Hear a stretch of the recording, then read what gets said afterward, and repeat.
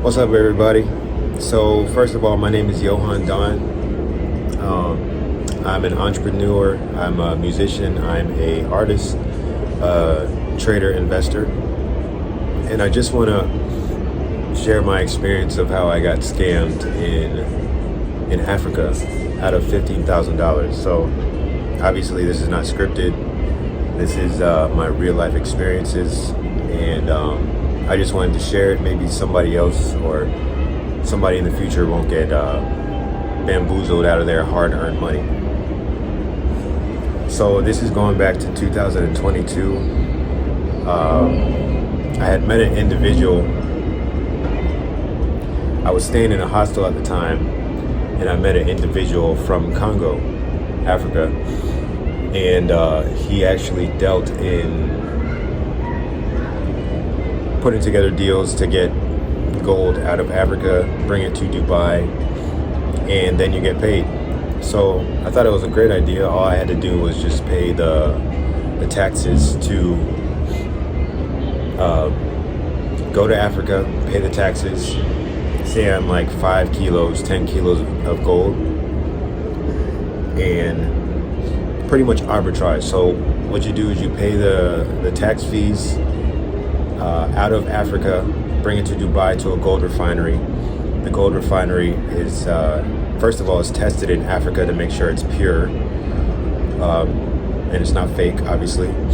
Then you bring it to Dubai you bring it to the airport, and then somebody from Dubai, from a gold refinery, goes to the airport and pretty much collects, shows paperwork to get that gold out of the airport into their refinery. They test it. Once they test it and they deem that it's pure, they will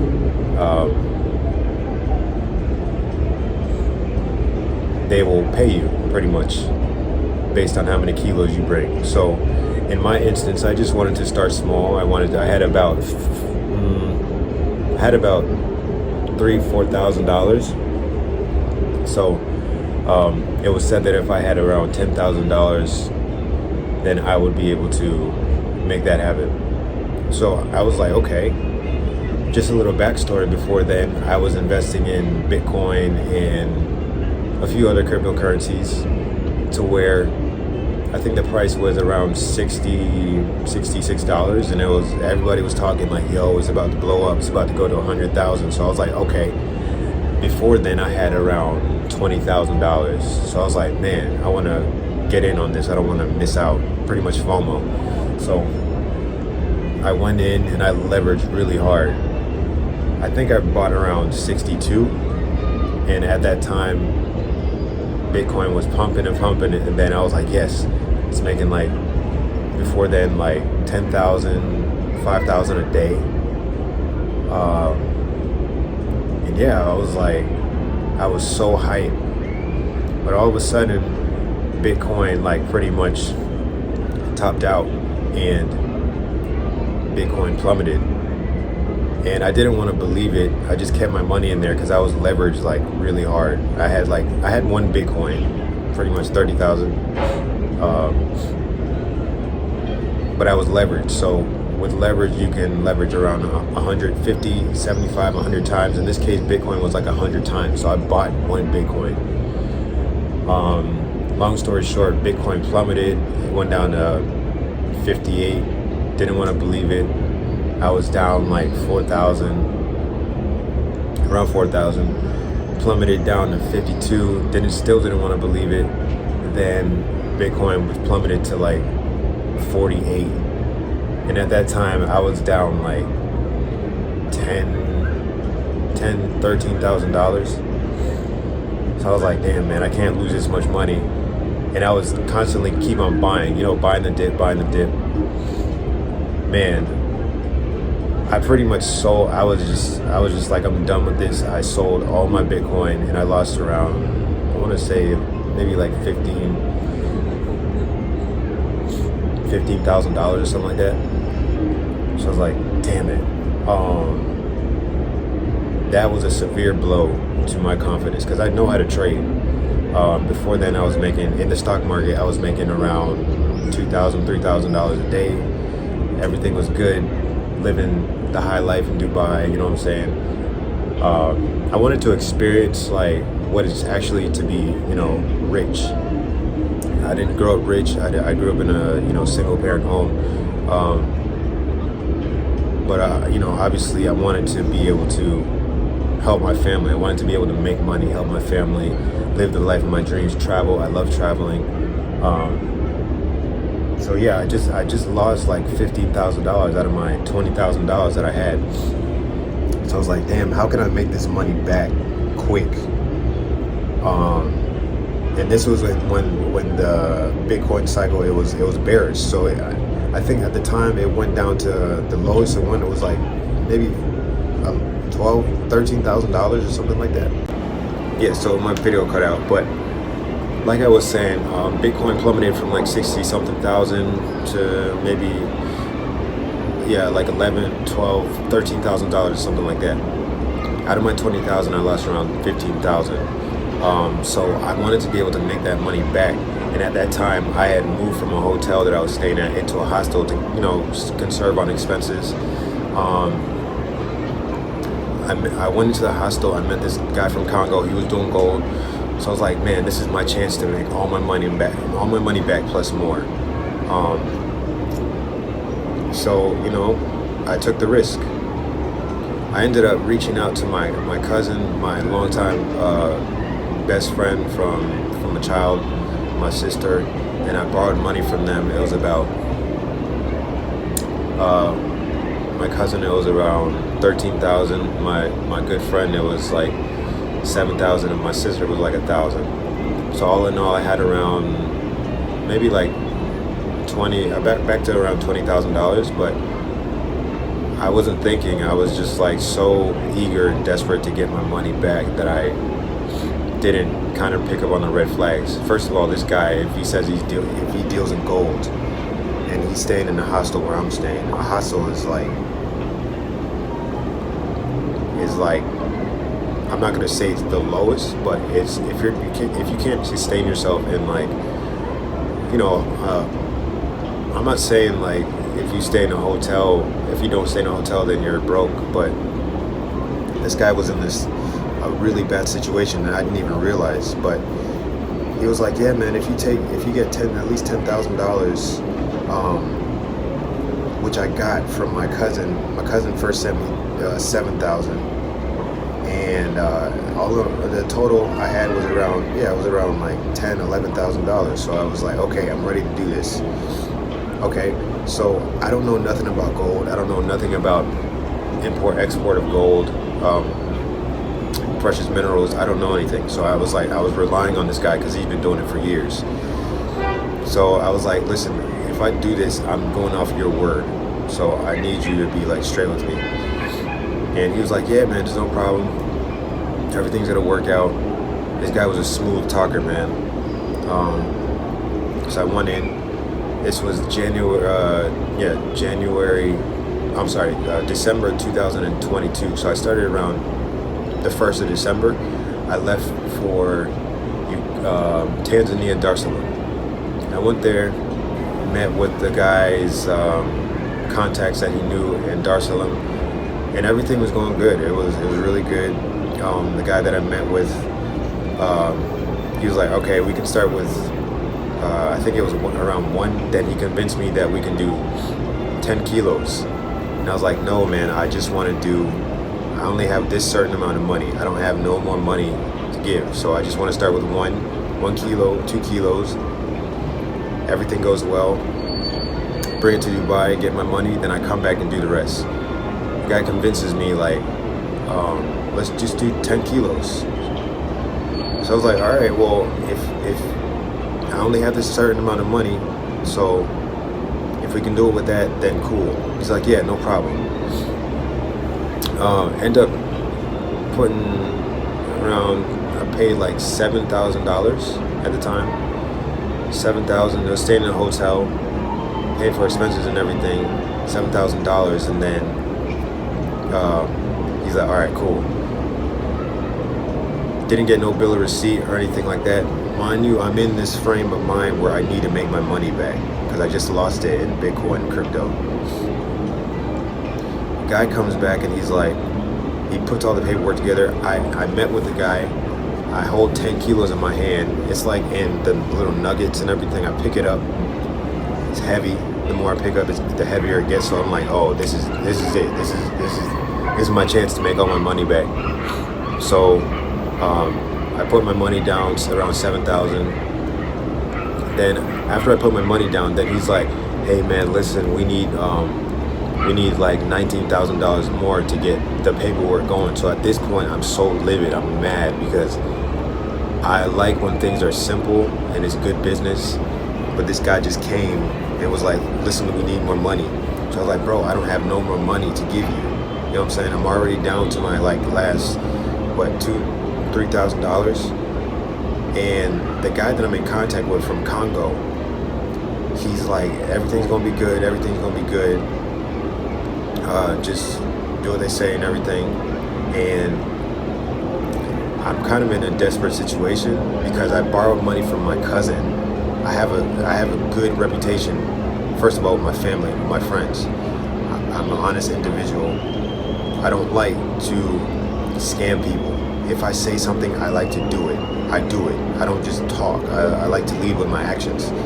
So already at this point, they're kind of like on edge because if this goes down, then their business goes down. And I'm pretty much stuck. And I can't reach out to them for more money because already the trust is like kind of broken. So anyways, don't have no more money. And then this guy was like, okay, we can save the deal if you just go to Uganda. There's another deal over there where 200 kilos,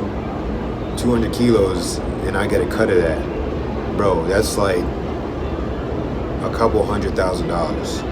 So I'm like, all right, let's go. I'm already on edge. I need to make this money back. So first of all, the guy from the refinery that I was representing, he was like kind of proclaimed himself to be like kind of like a mafia type guy. Wants to show that he's boss and stuff like this or whatever. So there's two guys, the guy from the refinery, then there's the Congo guy. So the Congo guy was like, all right, bro, well, before anything else happens, just book your flight back to Dubai. So I was like, all right, I booked my flight. It's around like $500. Booked my flight. Then the guy from the refinery, he calls and he's like, bro, why did you book your flight? He's super flustered. Like, why did you book your flight? Like, we can do this. We can save the deal and everything. So he's like, bro, just book your flight to Uganda and this whole deal will be saved. So I tried to get my refund from the airline. They wouldn't give me my refund back. So I ended up booking my flight to Uganda, going there and meeting with his representative there. And we're staying in this dinky behind, like, I can't even call it. It was like a really bad accommodation. Toilet on the ground. You got to stoop to take a shit. Yeah, so we get there. I get there, meet with the guy, and I call my cousin and I call my best friend, and I was like, bro, like, listen, this is going sideways, but we can really save this deal if I just get another, I think it was like $6,000 to kind of hold me over and pay for more tax fees to get the gold, export the gold from Africa to Dubai. So they're kind of still on edge because, you know, I just got $7,000 taken from me and I don't have no gold to show for it. They send it and I'm back up around like $10,000. Yeah, like maybe $8,000, something like that. So get there and we're supposed to meet with the guy. We met with the guy. Mind you, we don't see the gold, but the gold representative from Dubai, he sees it and he's like, okay, it's legit. Just go ahead and put your money there, and then we'll be able to get the flight. I just had to pay for like insurance documents and like bill of ownership documents or something like that. I pay for it. I have video of me paying for it. I have video of me meeting with these guys.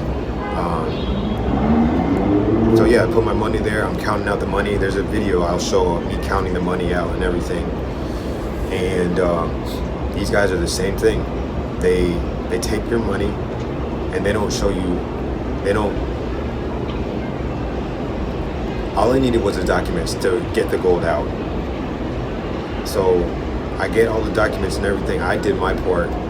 These guys are fumbling, and these guys are like pretty much deceiving me. They're very slick at the mouth.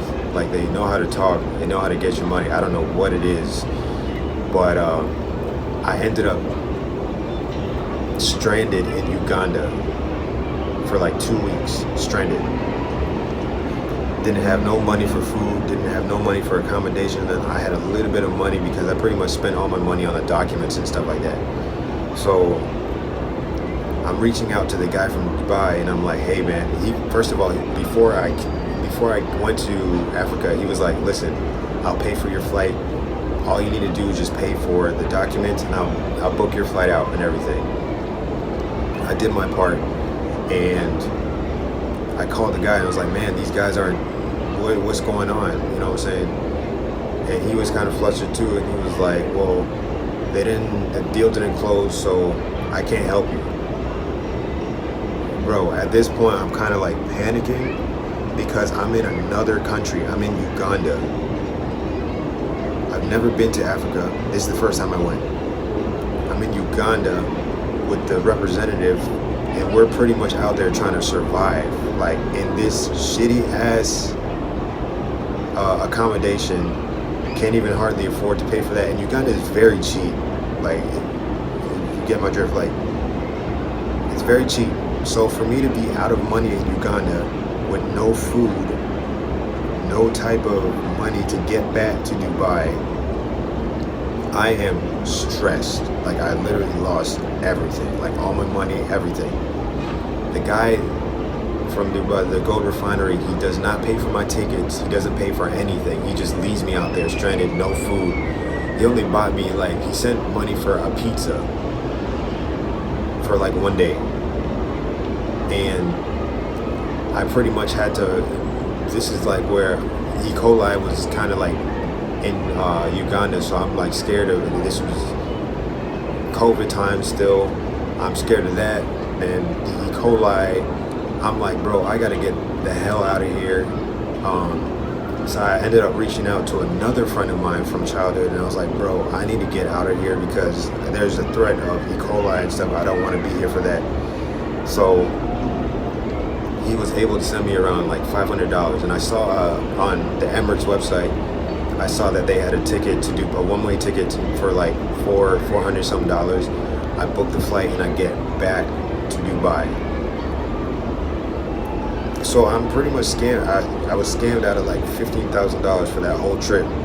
The guy that I met with from Congo, he was like, oh bro, I'm sorry, I'll get your money back, and everything. I'm so pissed. I don't know. I'm traumatized. I don't know what to do. I pretty much failed my cousin, my good friend, my best friend, my sister. I failed them. I don't like failing people. You know what I'm saying? I like to do good business. I'm a very honest person. Like, I don't like doing none of that shady stuff and everything. So they're like, all right, bro. You know, mind you, these guys like are they've been very good to me.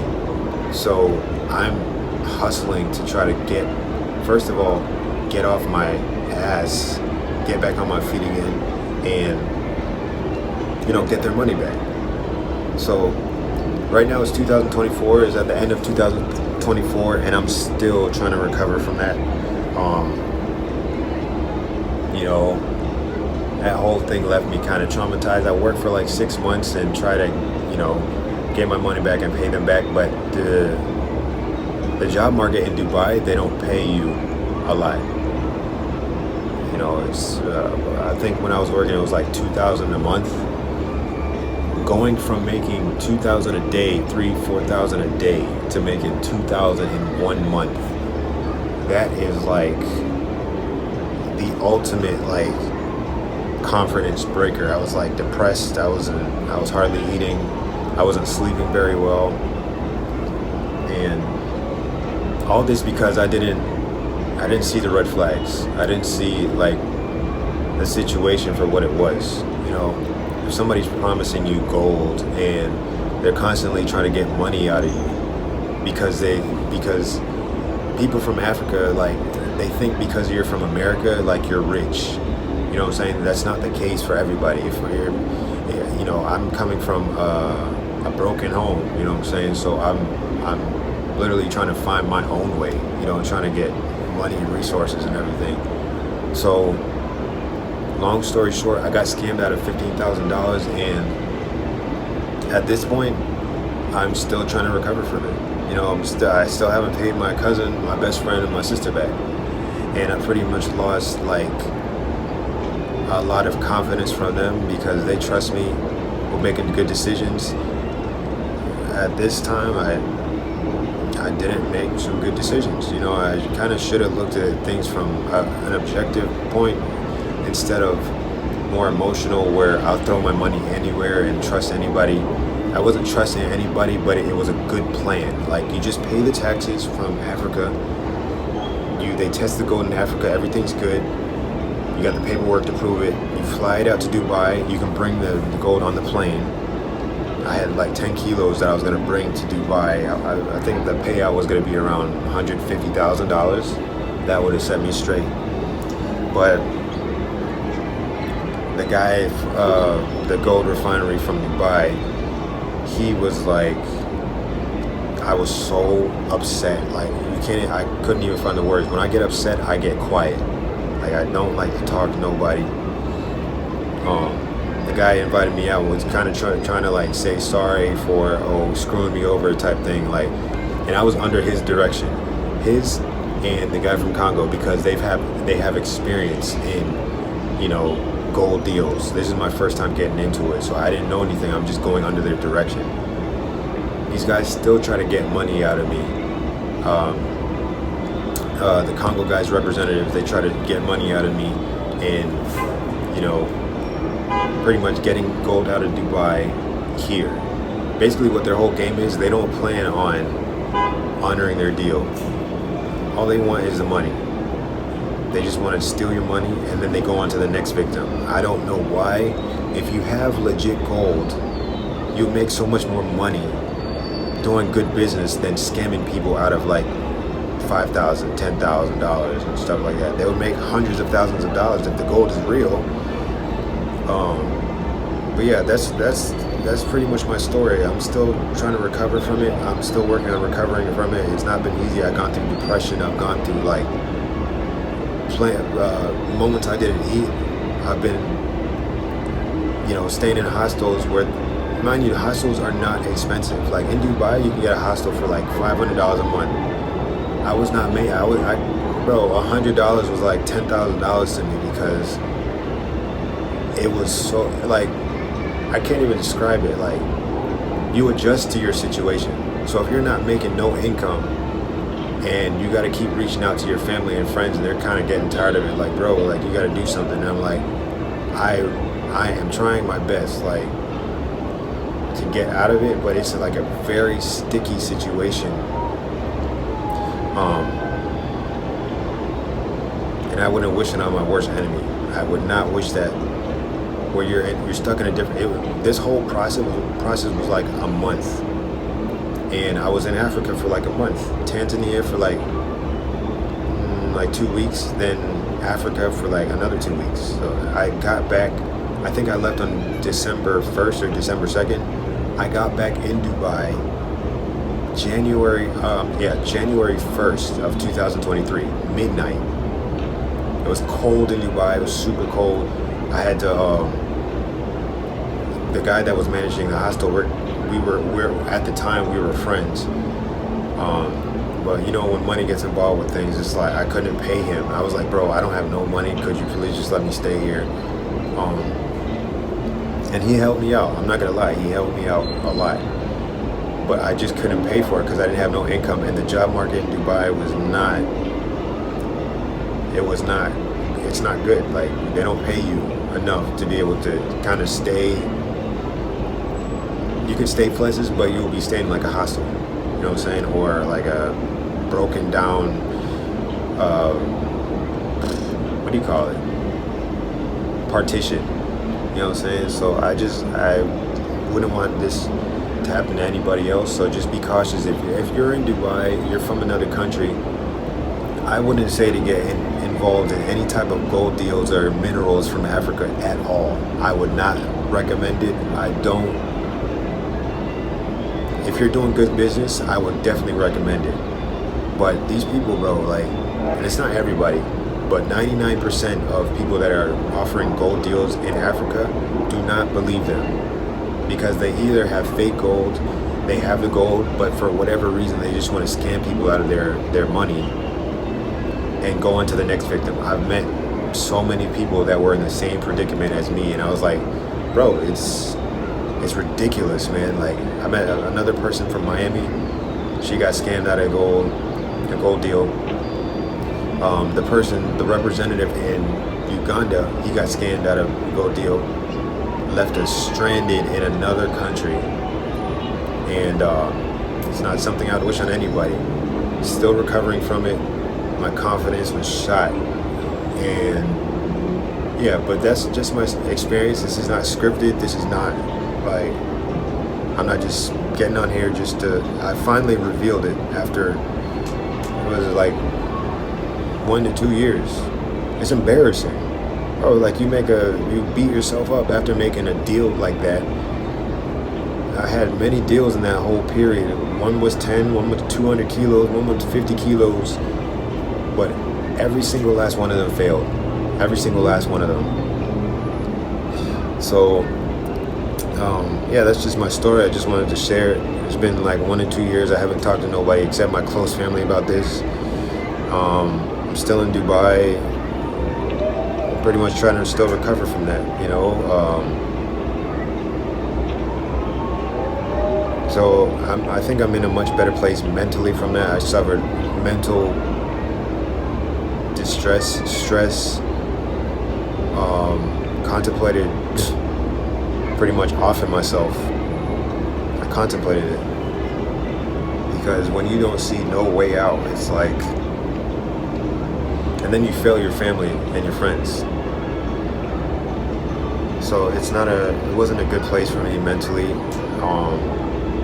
But I just want to encourage anybody that's doing business, if you're doing business in Dubai or anywhere else in the world, unless you know the president of the country or whoever runs the country, unless you know them personally, and you both benefit from the deal, I would not do no gold deals or mineral deals or any type of business in Africa. And then people will scam you out your money and won't blink an eye. They do not care about you. They do not care that this is your last and you're stuck. They don't care if you die. Like, I experienced it. I literally experienced it, where people do not care about you. They just want to get their money, scam your money, and leave you in the dust while they go out and party with your money. You know what I'm saying? So, you know, I hope you enjoyed this video. I hope you learned something. This is just my experience.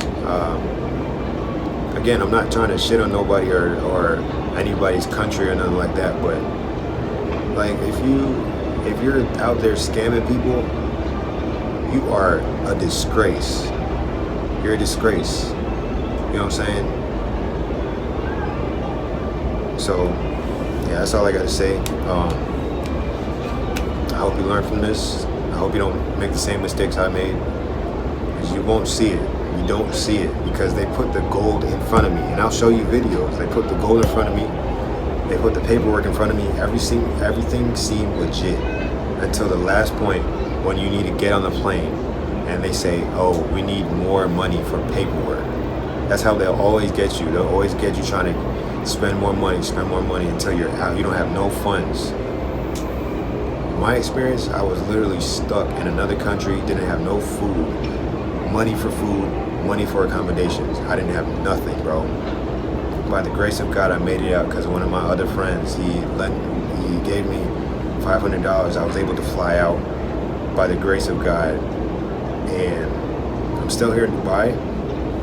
This was 2023, 2024 now. You know what I'm saying? So I even contacted my embassy to try to, the American embassy in Tanzania, and try to, catch these guys, but they're very slippery. You can't really catch them. All till now, I haven't heard from the embassy. Haven't heard from them. Haven't been able to recover my money. Nothing. You know what I'm saying? So yeah, I hope this video helps somebody, and peace. Appreciate you for listening to my story. Many blessings.